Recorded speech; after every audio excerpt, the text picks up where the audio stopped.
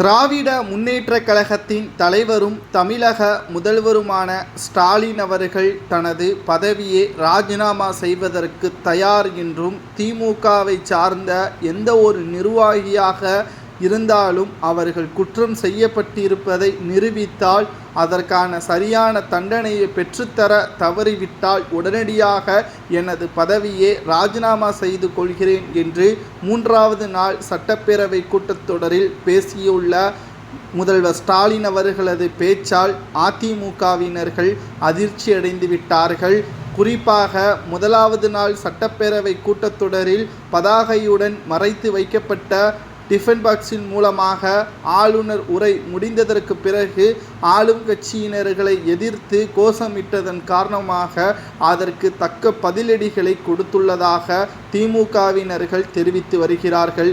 சரி, இதனை பற்றியான முழுமையான தகவலை நாம் பார்க்கும் பொழுது, குறிப்பாக குற்றவாளி ஞானசேகரன் அவர்கள் கைது செய்யப்பட்டார்.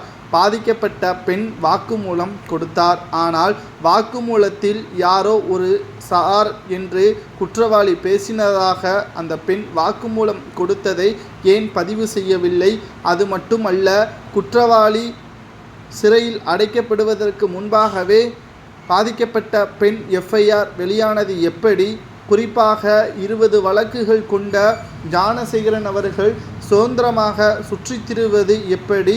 அவர் வசித்து வரக்கூடிய சைதாப்பேட்டை மண்டப காலனியில் ஒட்டுமொத்தமாக 20 வீடுகள் பெருமாள் கோவிலுக்கு சொந்தமானது என்பதும் தற்பொழுது தெரிய வந்துள்ளது.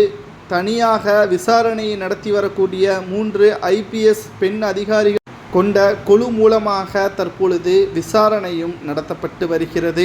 மேலும் திமுகவின் பின்புலம் இருப்பதை தெரிந்தவுடன் தான் சட்டப்பேரவையில் திமுகவினர் என்ற காரணத்தினால் அவர்கள் மீது குற்றம் சுமத்தப்பட்டு ஆதாரங்கள் நிரூபிக்கப்பட்டால் அவர்கள் மீது தண்டனைகளை பெற்றுத்தருவோம் என்று ஸ்டாலின் பேசுவதாக எடப்பாடி பழனிசாமி அவர்கள் தெரிவித்திருக்கிறார்.